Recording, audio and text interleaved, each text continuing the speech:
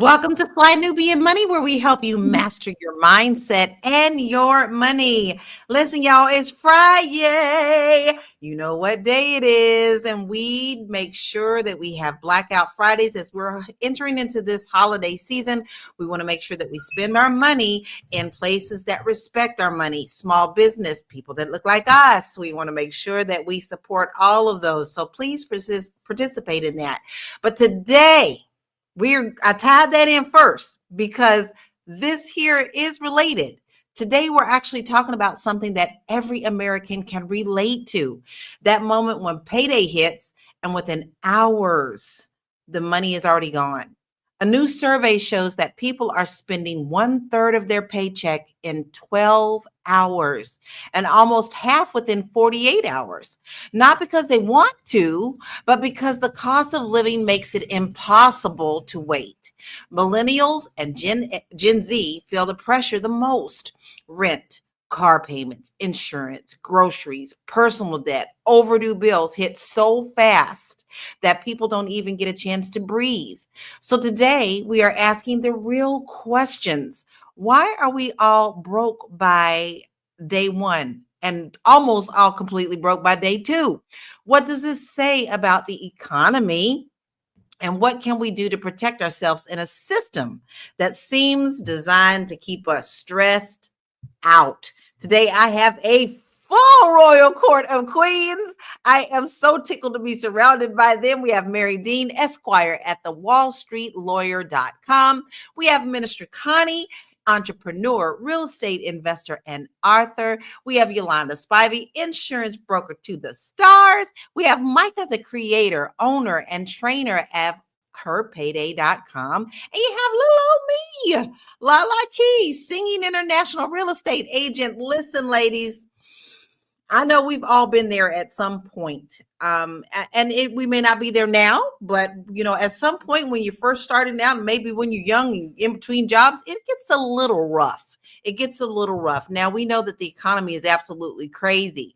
But has there been a point in your life where you have definitely lived paycheck to paycheck and struggled with after getting paid, not having enough to get to the next payday? I'm going to start with you, Yolanda. Can't hear you. Can you hear me now? The gremlins. I was just telling a friend the other day that there was a point where I was in my apartment. I was living alone. I was like 19 years old and I was so hungry. I had just paid the rent, all my bills. I had no more money left for food. And I was embarrassed to go, like my young ass was so embarrassed to go stand on the food line just to get like a plate of food or to go to a food pantry to get a box of food. So I remember being in my apartment. I was so hungry, y'all. My friend from upstairs, she knocked on my door and said, Spivey, I have an extra pork roast. You want it? And I said, hell yeah. And I took that pork roast and I ate it. And let me tell y'all know that I don't eat meat. Okay. I don't eat meat. But I ate that pork roast. It was the best freaking meal I've had. Okay. Even to this day, it was so good because I just remember being so hungry and not wanting my pride, not wanting to ask anybody for anything. So yes, I've been there, done it many a times. It's interesting that you say that because, when you're at that point, no matter what it is, if something you say you would never eat, if you are hungry, you will eat it. Now, when my husband and I first started out, he was coming straight out of Howard University. We both were struggling, getting into jobs and getting settled. Baby, there were many days we split a package of ramen and noodles and was happy about it. Of course, God provided. He always provides. And, I was happy to sometimes we even thought it was a treat to split a McDonald's hamburger at one time. So this is not something that's uncommon. However, I do believe we are seeing more and more of it, especially since we have an administration that doesn't care if you eat or not. So, Minister Connie, has there ever been a point in your life where you have struggled with food, paycheck to paycheck, just barely making it?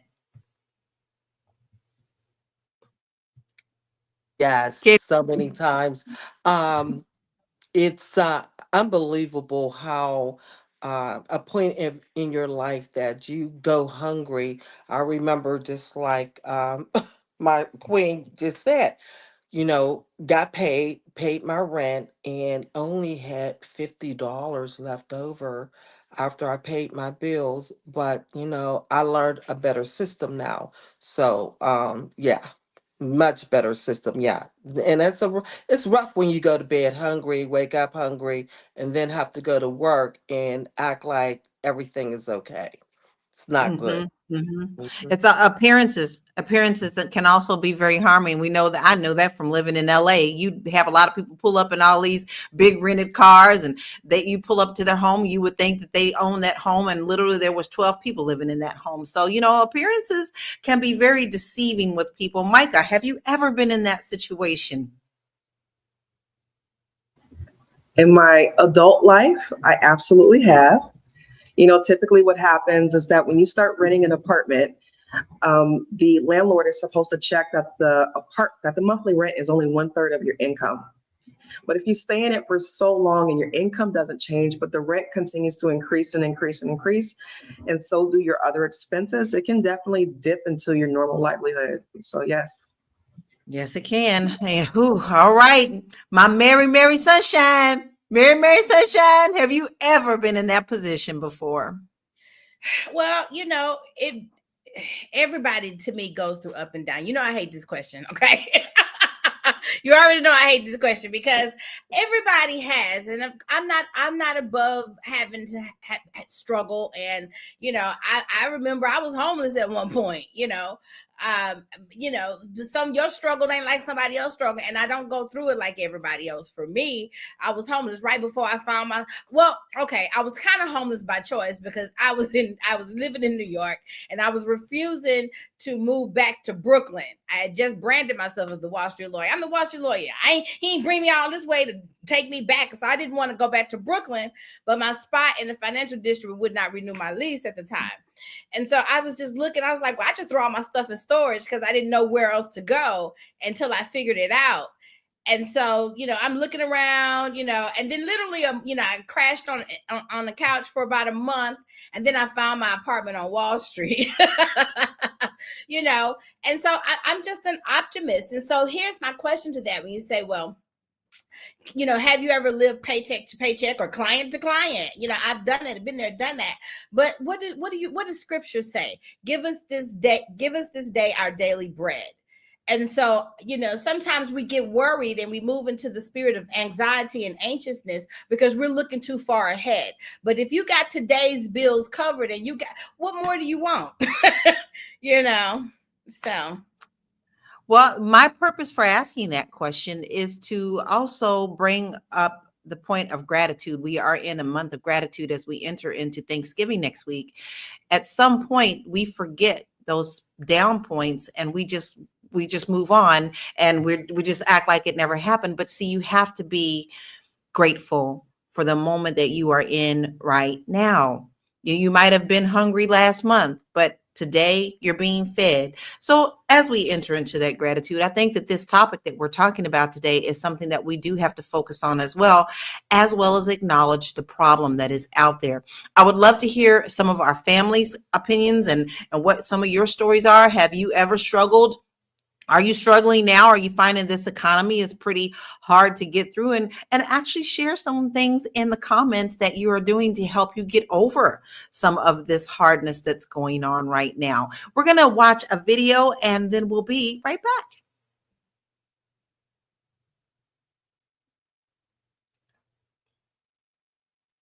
New study reveals young adults in the U.S. spend over 30% of their paycheck in the first 12 hours and nearly half of their paychecks within 48 hours. Unfortunately, I believe this, but unfortunately as well, I don't believe that it's every individual's fault.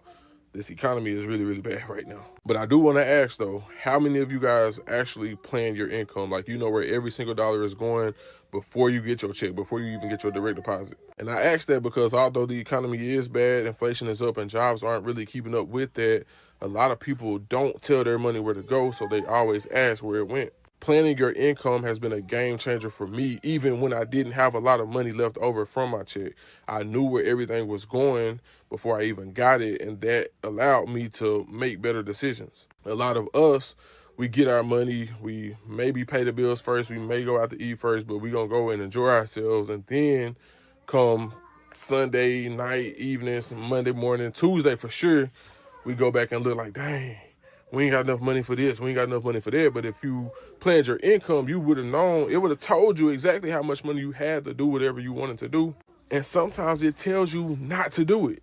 If you only got $147 till you get paid again, you should have went outside this weekend and spent $50 at X, Y, and Z. And so I don't believe this study is due to people being irresponsible, but I do want to encourage people to start planning their income, seeing where your money is actually going, telling it where to go so you don't have to ask where it went, and just kind of be more in control and be more in the know and not be caught by surprise when you ended up shorter than, what you expected.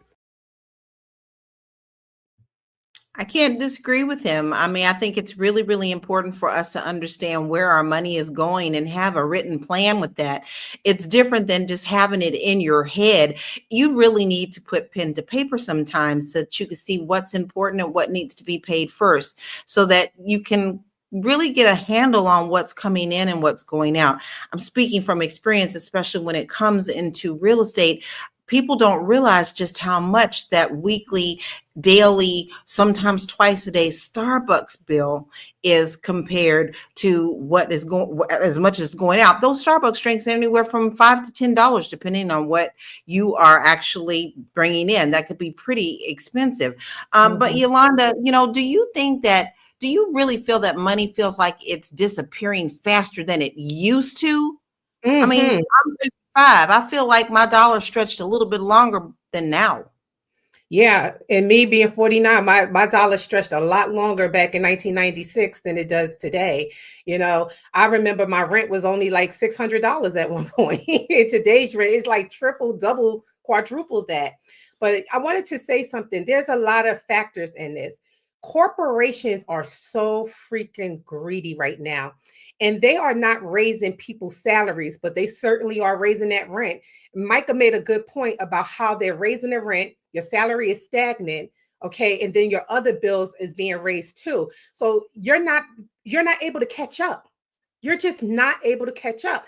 And then on top of that, we have a culture of social media where everybody wants.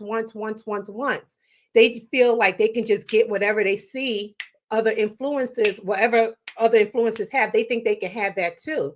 And so a lot of the kids are not being educated. That's another thing, education. Back in my day, they used to have like accounting classes in high school. They don't have any type of financial literacy classes in schools anymore. So children are growing out of they're coming out of high school and they thinking, oh, we can just spend willy-nilly style, like tossing it up. No, you guys have to budget.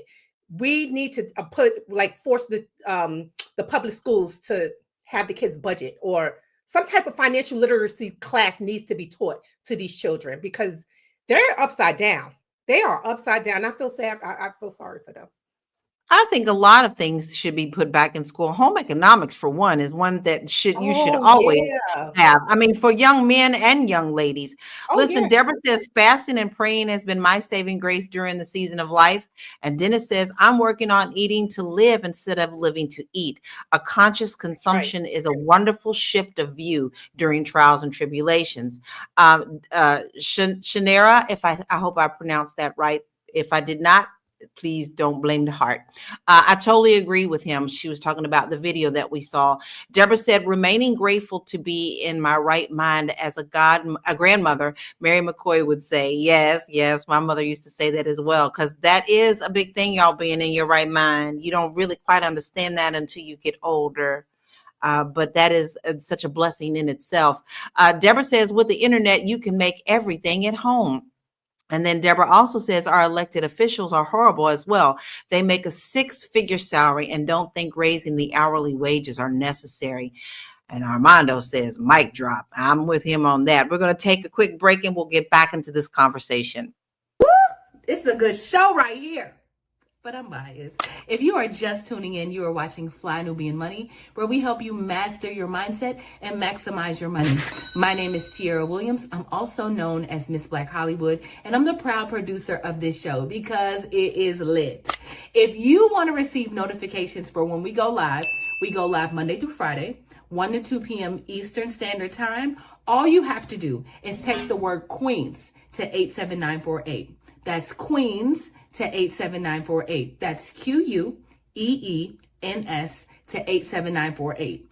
Also, if you want to grow your money and not blow your money, all you have to do is go to flynubianmoney.com. There's all kinds of resources, there's courses, there's free giveaways. There's just no reason to be broke in 2025. All you have to do is go to flynubianmoney.com. Obviously, you don't want to be entertained here. You want to know enough to grow. Wait, I need to put that on a shirt. You got to know to grow. Got to know to grow. So know and grow with flynubianmoney.com. No. People are like, oh my God, the tariffs. We're destroying our planet literally because we have too much shit. Just because it exists doesn't mean we need to buy it. It's not even about the tariffs. You don't need 16 water bottles of the same size in multiple colors. Left pocket full of pink fizzies, right pocket got blues in it. We don't need that. This is the universe's way of saying, y'all got too much shit. Stop buying so many damn things. You don't need that. Get it out your cart. There is a dis-ease within this nation, and it is called overconsumption. You got too much shit. How many water bottles you got? How many? Go count. Go see. There was a time when you had one pair of shoes, one pair of pants, one nice jacket, one over jacket, one scarf, one hat. You had a watch, you had maybe some jewelry, and it was real. It wasn't fake. That was it. And we were content. Now, granted, the tariffs suck. Taxes suck. None of us want to pay taxes. Clearly, we would not be so impacted by this if we didn't have so much shit. If you have clutter, you have too much shit. It's not a judgment. Most of us have succumbed to it, particularly in America, because apparently we are the richest country in the world, so we got a whole lot of shit. But before we go crazy over the tariffs and start a whole ass war, maybe what we can do on an individual level is stop buying so much. Marketing geniuses have put you in the mood to spend money by putting buy now buttons on websites and sending you emails to remind you, hey, you forgot something in your cart. I didn't forget. I left it because I realized I don't need that. So stop bothering me. The ads that are everywhere in between the show, after the movie, before the movie. We have been programmed to consume and to buy things that we do not need. Put it back. Put it down. No, you already have one of those. It works just fine. No, I don't care if there's a new one that came out. You don't need it. If there was a fire, a natural disaster, or the aliens were coming, what are you taking with you? Are you taking the 11.5 water bottles that you have? Or are you taking the pictures from your child's first birthday? Are you taking the 63 pairs of leggings that you have? Or are you taking the diamond ring that you inherited from your grandmother? We're gonna have to spend money on the things that we're buying that we really don't need in the first place. We don't need them in the first place. It's time for us to really check in and slow down and say, whoa, whoa, whoa, whoa, whoa, whoa, whoa, whoa, whoa. Do I really need this? Or do I just want it? I need it. Okay, I'm just playing. I don't know why my button's not working. But you're right, Yolanda, that we're programmed that way. Okay, like now, even when you're scrolling on Facebook, Instagram, YouTube, and any of the platforms, they literally stop you and say ad break, and then they continue to do that. You only get to look at 2 or 3 posts before you're into another ad. You are the target. But Minister Connie, I want to know, because she's talking about this consumerism, and we're talking about millennials and Gen Z struggling. Do you think this is a part of this extra consumerism that we're doing is why they're struggling more? And let's really be honest about it. Yes, I think we're spending a whole lot. And I just said that to myself. I got so much stuff. I need to give some clothes away, shoes. It's sad, but I'm about 500 pairs of shoes, you know, and sometimes I forget the shoes that I have and go and buy another pair exactly like them. So it is bad because we we buy too much. But I think that when you get to a certain level of being comfortable and have a little bit of extra money, I think you kind of splurge a little bit on yourself and say, I need this, or I deserve this. And really, you really don't. You just buying things and talking yourself into things you don't need. I have to say that, I'm always back and forth between Portugal and the United States. When I say I am flying, I made a joke about it. I said, hey, I'm flying into the Twilight Zone, where life is a lot simpler in It is. Portugal than it is in America. The Portuguese people live simply. They enjoy life. They enjoy their culture. They spend quality time with their children. You don't see kids rolling around in Portugal with cell phones in their hands at the age of 6 months. These kids play on the playground to like 14, 15 years old. So there is a difference. And I think that America has a serious problem with wanting to fit in, wanting to be the influencer, wanting this, wanting that so much that they just feel like they're entitled to doing that. But Micah, I want to ask you this, because it is also tied into mental health, right? Do you feel that financial stress really affects your mental health, especially when we are trying to be that influencer? Absolutely. Although I don't know that the issue is that everyone is trying to be the influencer, as it is sometimes like you just might be trying to relieve your stress, right? Um, Out here, I know a lot of people that work two jobs. That means that the brain is working two times as hard, which means it's going to need more food. It doesn't have time to, shop or cook. So they're door dashing, right? Which is 5 times the normal time of your grocery store meal. You have that. Then they're going out and buying stress relieving items, lavender, candles, incense, you know, you name it. What alcohol can they get their hands on? Like I stress myself out all week. I need to go club. That's another, $200. So it could even just be things like that. And it's easy to just run up a bill. And of course, if you're doing all that too, you do have times where you feel like, hey, I need to have something special for myself, because I did all this work. So if this thing costs, $50 to $200, I'm going to spend the money on it because I deserve to be rewarded. I mean, it's just life.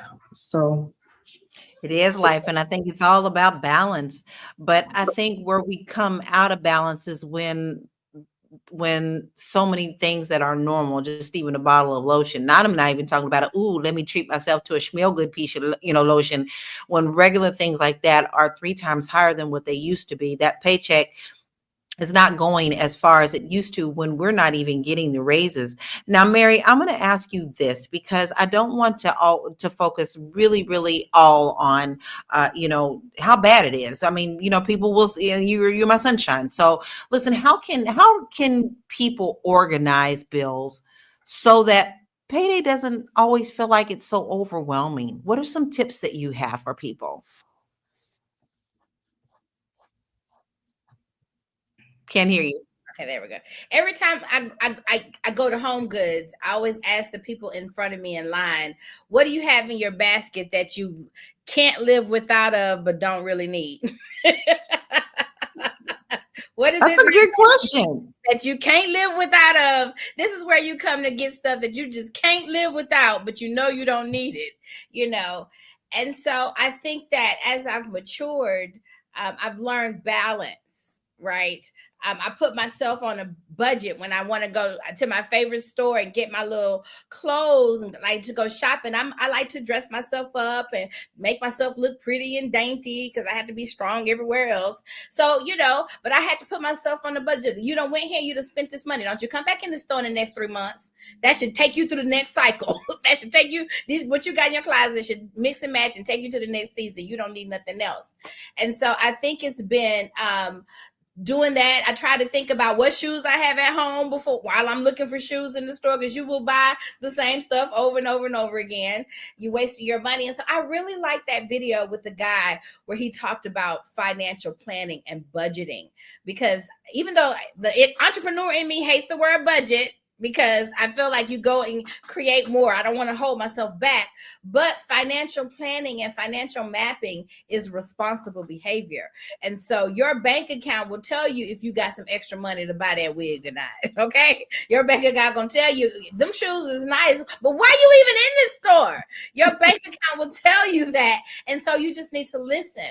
And then the other thing, when you talk about optimism, when I got my first 6 figures that I made as a baby lawyer, I was working at a nonprofit company. They said, we're going to pay you 50, but we can't give you no 6 figures. So you want the rest, you can start another business on the side. And so I have always had a business and a job. I just did. And jobs did come and go. They didn't want to pay me what I was worth. And eventually I just didn't need them anymore. And so you can never, don't limit yourself. You always want to. And the best time, in all honesty, the best time to create another business is while you're fully employed, because businesses cost money in the beginning. And you don't need to also have your nervous system in fear and overdrive while you're trying to build some money on the side. And as our ancestors have always told us, it takes money to make money. So if you got some money coming in consistently, you dabble, which you got more hours when you get off work. You got time when you on your weekends and things like that. So if you ain't got children and a husband at home or a wife at home, then that's exactly what you need to be doing. You need a baby business and you need to nurture it, because one day it will grow up and take care of you. I always tell people, listen, even as a kid, I've learned that I could go to the little pharmacy store down the street in their candy aisle, buy candy, sell it at school, and come back with 4 times as much as I paid for it.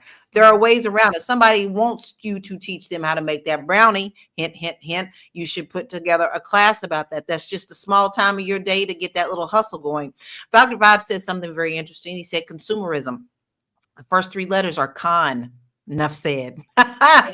Double A says so many places are much simpler than America. When I lived in Japan, I never had any worries. Listen, it is also a mind frame. Now you're talking about, go ahead, Mary. Well, I was going to say that too. Mind frame. You took the words right out of my mouth. I guess I was trying to take them out of yours. But mind frame, just because I live in America does not mean that I don't go to the park and touch grass. That don't mean that I don't listen to a waterfall or go swimming or go ride to Galveston or Surfside or even go sit by the pool or go sit by a little lake. That doesn't mean that I can't live a simple life. You don't have to be in the fray. You don't have to buy every commercialized item. You don't have to follow the hype. You don't have to always have the newest iPhone. You can live a simple life wherever you are. It is a mindset shift. But that ego that people have, they have this ego. They need the new iPhone. They need this. They need that. They need to be, up on the latest thing. That's what. So then you take responsibility for your prison cell. Exactly. You know what? You're right. It's a prison cell. And one thing they don't understand is that these corporations are putting them back in slavery or keeping them in slavery with stuff. Yeah, stuff. I can't tell you how many houses I've been to where they can't even sell it because they've got to get rid of so much stuff. We're going to take a quick break and we will be right back. I know. You're busy, you got things to do, and you can't take us on the go with you every single day. Good news for you. We are now on Spotify. So if you can't watch us, now you can listen to us on Spotify. Search Fly Nubian Money and all the episodes shall appear. All you have to do is like, subscribe, leave a 5-star rating, leave some comments, tell people how you love us so that when other people come along and are looking for a great show to watch, they can find Fly Nubian Money too. One last thing, and just in case you've been sitting under a rock, Fly Nubian Money now has an investment club. We are the Fly Nubian Money Club. It's easy. All you have to do is go to flynubianmoneyclub.com, and I am committed to bringing in top experts from all industries to help you level up. They're teaching us the skills that we need to compete in this market. We often say that nobody is coming to save us, not the government. But guess what? We're coming to save us. I'm coming to save you with the Fly Nubian Money Club. So listen, all you have to do again is go to flynubianmoneyclub.com. We have a 30-day free trial set up just for you, just for those people that are struggling. Even if you ain't struggling, you ain't got to struggle. I'm coming. I'm coming. Okay, let me stop playing. I'll see you soon. Well, that's what we do. I mean, honestly, I know we have that for you, but are you taking advantage of that? I'm gonna let that sink in for a few minutes because there are actually ways that you can grow your money, and we are helping you to do that. And that is a smart thing to invest in yourself with Fly Nubian Money. Now, we talked about consumerism, and we talked about how, it seems like every time the new iPhone comes out, then everyone must drop what they're doing right now to go get the new iPhone. I'm still working on iPhone 11. I'm perfectly fine with my iPhone right now. But Yolanda, do you feel like this is one of the reasons that young adults, the Gen Z, are struggling because they're putting their priorities in the wrong place? Yes and no.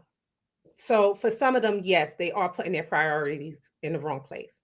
But then again, no, I just really think that it's just corporate greed. Okay. Corporations are building a prison for these young people. They want them to be so they want their frequency so down that they don't think about anything else but paying bills. And that's sad. There was a time when I was younger where I was able to pay bills on $5.05 an hour. And I was able to still go to a movie. A freaking movie ticket these days is like $30 for one ticket. That's freaking insane. They are making it where people just can't enjoy life, enjoy the pleasures of life. So yes and no. Yes and no. It's a double-edged sword. Yes and no. So It is a double-edged sword. But I'm gonna ask you next, Minister Connie. With this double-edged sword, we know that things are going up in price. We already know this. However, people are not getting paid more. So how much of this is also the responsibility of these corporations and these jobs not paying people? When we actually had a president that came on the TV the other day and told McDonald's not to raise their minimum wages. This is a conflict of interest in the cost of living. So, do you think that corporations need to have more responsibility on paying people properly? Well, I would say the bigger corporations, yes. I have a company. Well, yeah, and the thing is, in Pennsylvania, our minimum wage is 7.25. So, and some of the McDonald's are paying 15, $16. And the thing is that most of our income comes from Medicaid. And yeah, we're not working with a whole lot of money. I do miracles with the money that I get in every month. I'm telling you, doing FICA, unemployment, workers' comp, what else? Just on and on and on. Taxes, those quarterly taxes kicks my butt every quarter, and it's hard. But the thing is that um, every month I sit down, I make a budget for my business and myself. Even though we make quite a bit of money on paper, but when you go to pay those bills and all the things that you do, I end up in the red every year. Every year I'm in the red because all these things that is happening. In Pennsylvania, we are a state of nonprofits. And most of the companies here are the burdens on them smaller companies. And the bigger companies have lawyers to know how to write off tax exempt things. So it's it gets really hard. But in my book, Lord, I Hear You, there is a system that I learned many, many years ago, and it has helped me. First, I tithe, I sow, I save, and I spend. My spending is paying my mortgage, my utilities, and all those other things. But I do pay myself before anybody gets paid. I put something away. I try to do 10% most of the time, 20 or 30. It all depends on that month. But yes, I still do pay myself first before anybody else get paid. I think that's smart advice. It really is. We do have some stats. Oh, I'm sorry, Yolanda. You have something to say? Yeah, I was just going to say, Minister Connie is so correct, because as a business owner, we do have so many taxes and expenses and things like that. Then on top of that, we have to pay a living wage to people here in the United States. That is really, really tough. That, I just want to say, that is really, really tough. You are spent, and normally at the end of the year, you are in the red. That's it. That's And here it. we are at the end of the year. And then at the end of the year, we also have all of the holidays that we have blown into a lot of consumerism as well. Mhm. Listen, the average American spends over 1/3 of their paycheck in the first 12 hours. 12. 48% of their paycheck is gone within 2 days, 48 hours. Only 28% save money immediately after being paid. And most early spending is on essentials like your groceries, your rent, utilities, and overdue bills. That says a lot. Micah, listen, I'm going to hit you because you know what? You've got her payday, right? That's the name of your company. So what helps you feel more in control on your paydays? We understand that you are a business owner, but you still have to structure payments. So what helps you feel a little more in control of your paydays? Yeah, honestly, for me, it's mindset. And this is the thing that I constantly talk to everyone about. Okay. You're going to have to make a couple of decisions. Because I've made these same decisions. One, if you're looking around you and you notice that what's going on is a scam for your life on every front, you literally have to wake up and decide that you are not going to be scammed anymore. Look at the scams that you are participating in regularly. Make those hard decisions. If you are realizing like, hey, I'm a victim of some of these situations, you're going to have to wake up and make the decision that you are no longer going to be a victim, right? You're going to probably have to do some super uncomfortable things. I remember when I was younger and I lived in LA, I had some family from Louisiana travel over and just kind of check on us and whatnot. We hadn't seen them in decades. And typically it was the normal thing for everyone to complain about the rising costs back then of gas, rent, eggs, milk. So I sat around in the family house and I complained about it too. And I remember my relatives looked at me and they said, you know what? When costs go up, we go up too. I never saw those people again, and they were my cousins, but I never forgot that. And when things go up, you do not sit around and complain about the fact that it is going up. You do something about it. I know that I have to leave these answers short, so I'm not going to leave a TED talk today. But if we come back around to this topic, I mean, that's just what it comes down to. Like, you cannot make excuses. You have to change. You have to change your mind, and you have to change your strategy for yourself, because nobody's coming to save you. I No, and there's agree, so girl. many I resources agree. out there. So many ways to do that as well. There's so many free resources that are out there just to help you to get on your feet. You just have to seek within yourself which one fits you and which one that you would enjoy, because there's money in things that you enjoy. Listen, let me tell you something. When I was going through a rough time in Denver, Colorado, and I was in between, before I got in real estate, I was in between, did I want to go back to the 9 to 5 or did I want to go into real estate?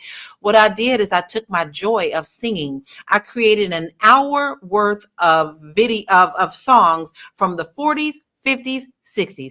I took myself straight to the nursing homes and I sang those songs to those who enjoyed those. Not only did I earn a little money, I also spread the joy and love to the people who felt like nobody comes to see me, nobody listens to my life.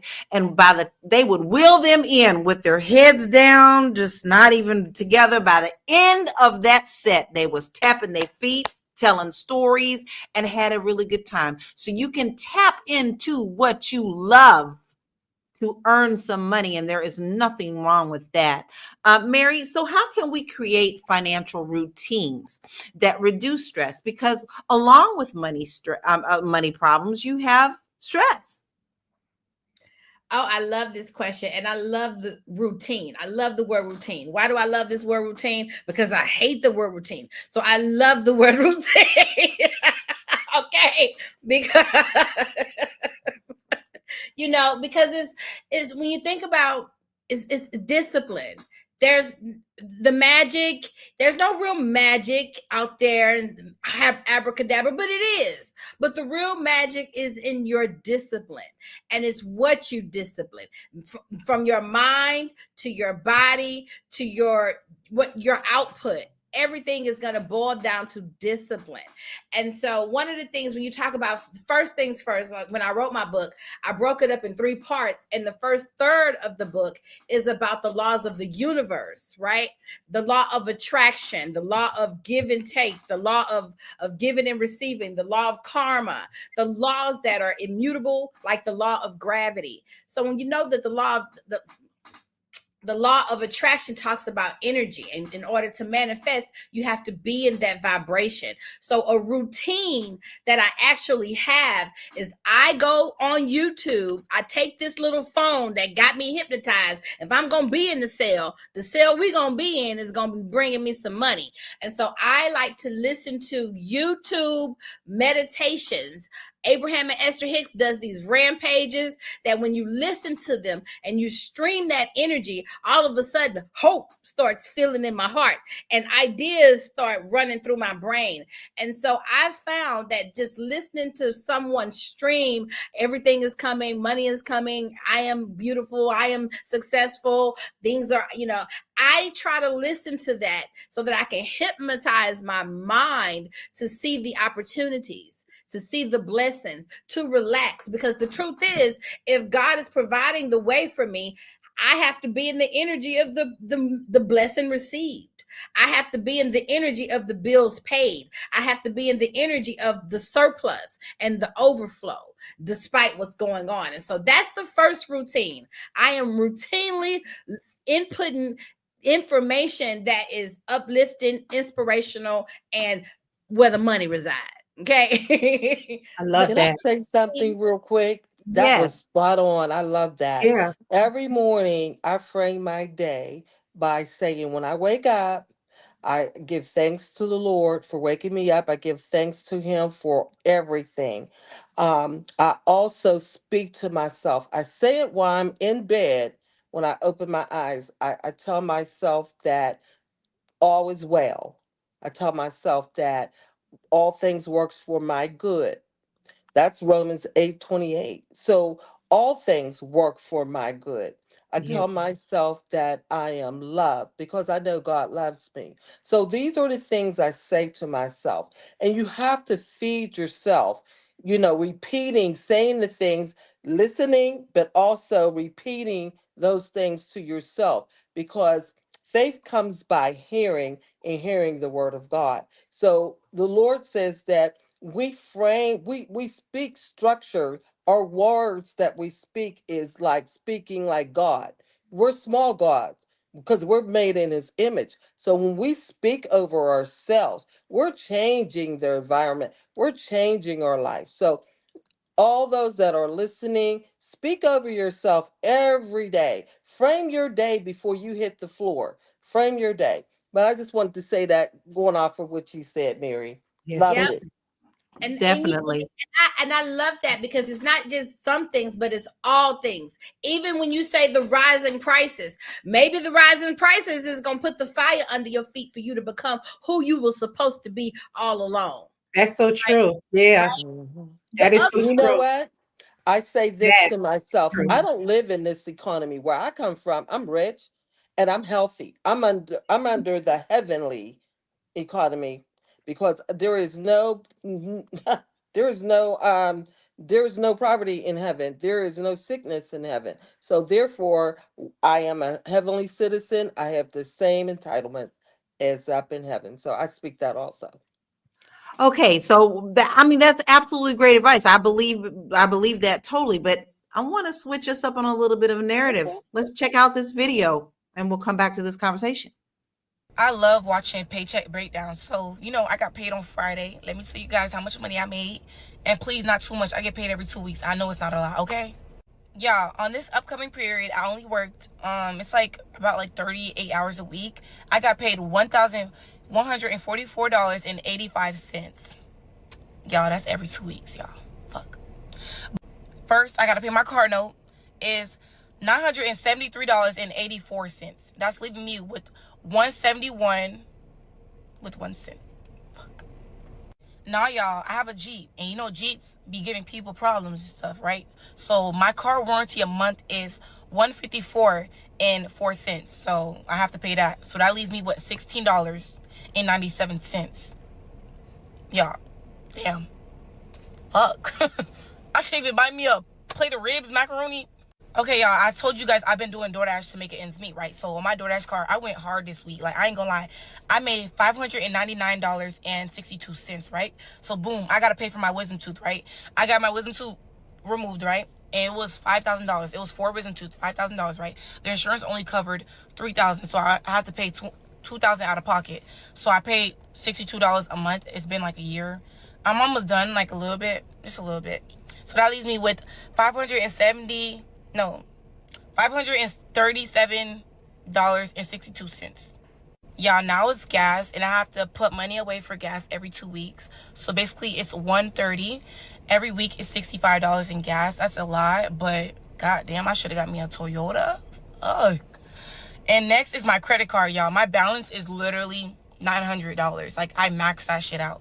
So I just pay the minimum of $40 so I can't afford to pay the rest.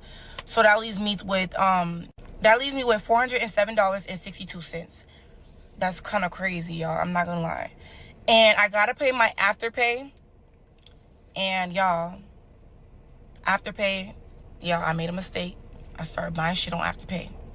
But this pay period is, I only have to pay $13.37 on afterpay. It was on Fashion Nova, and I only bought like one thing. But then, y'all, affirm, y'all. I literally pay $52 a month plus, y'all. Y'all, after I pay my credit card, whatever, right? That leaves the balance to $367.62, right? Boom. Okay, cool. Now I gotta pay afterpay.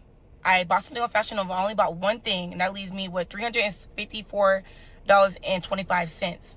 Then I have Affirm, which is I pay $56.03.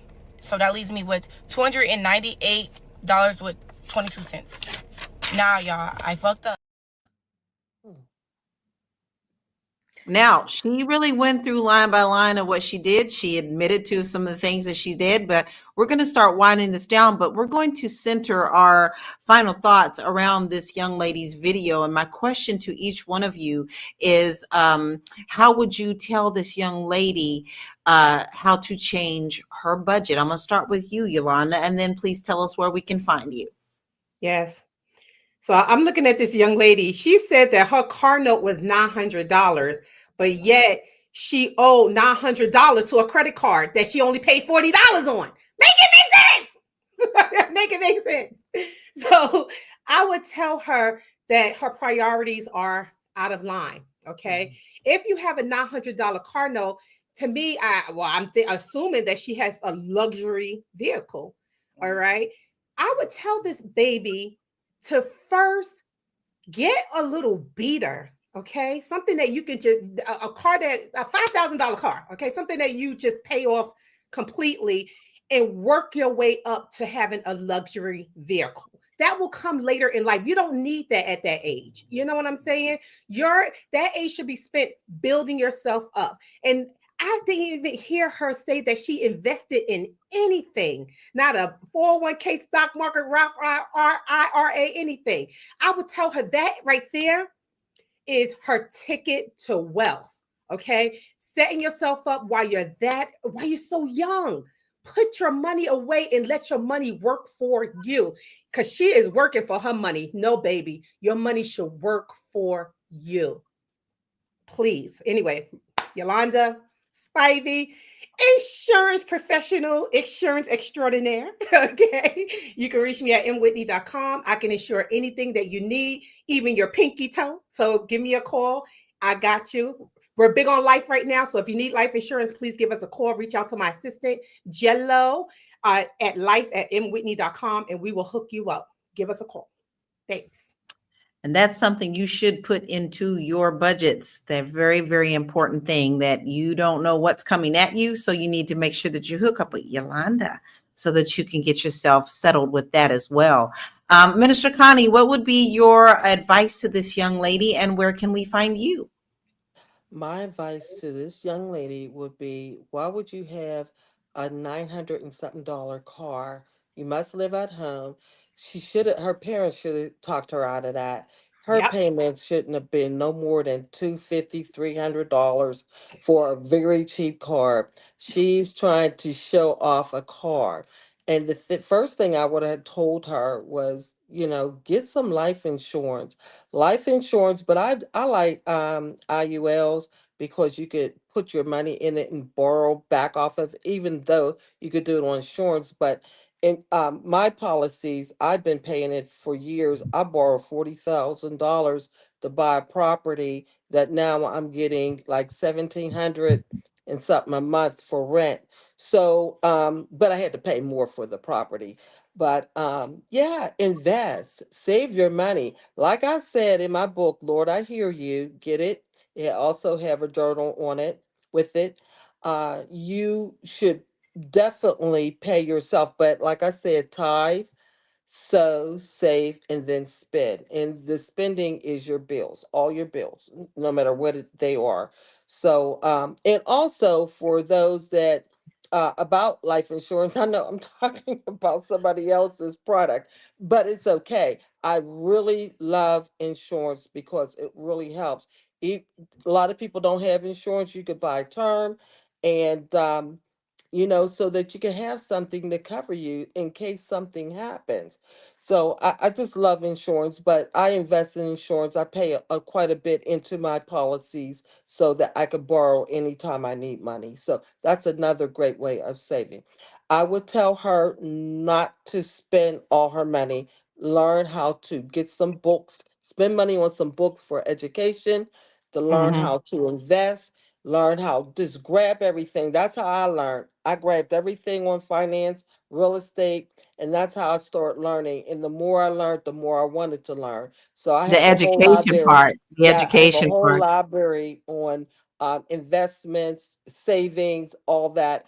Automatic payments to yourself. I have money that automatically go into my accounts. You don't even have to touch it.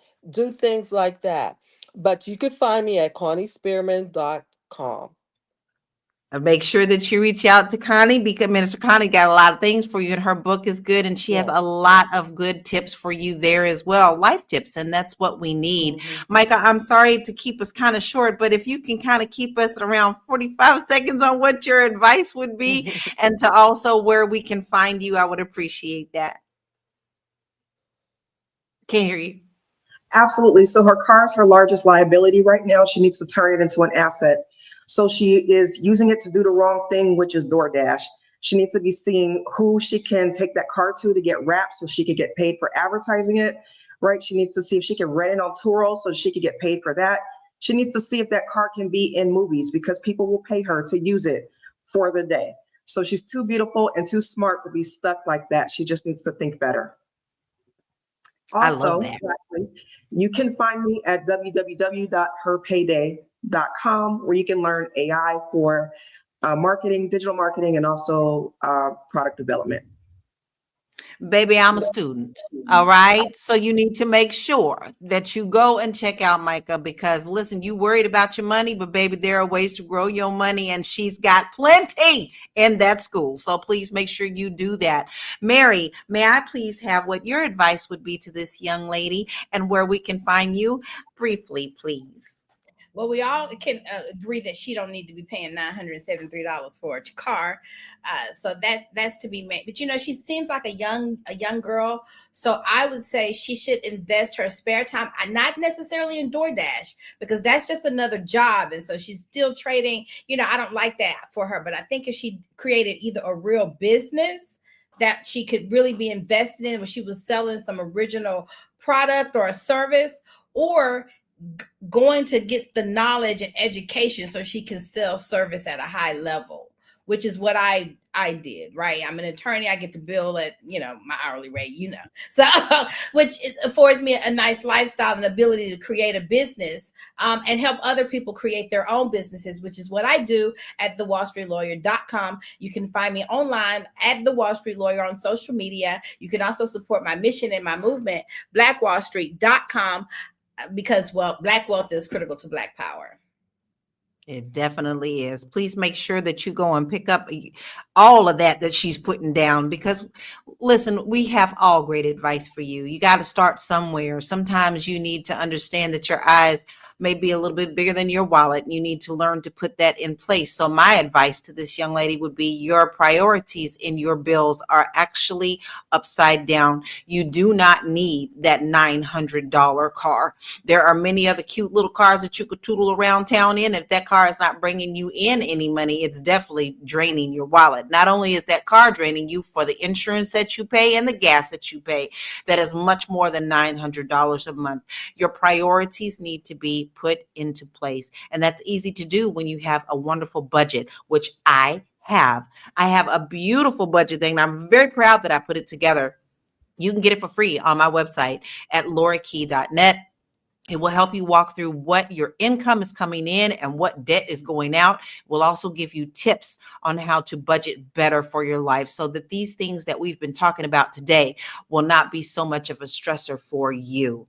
So listen, I want to take the time to say thank you to all the family who is here today. I don't really have a lot of time to mention everyone, but just know that we know who you are because you're here every day. And we appreciate you so very much for being a part of this family. We love you, and we always wish you the best. But at the end of the day, most people are not bad with money. The math is simply not mathing anymore. Expenses have gone up. Wages have not. And people are carrying financial stress that previous generations didn't really face. But information, community, and strategy really matter. So when we understand the system, we can outsmart it. We can support one another. We can rise together. And this is why we're doing Blackout Fridays. Go find you someone in your community who's raising their business, right?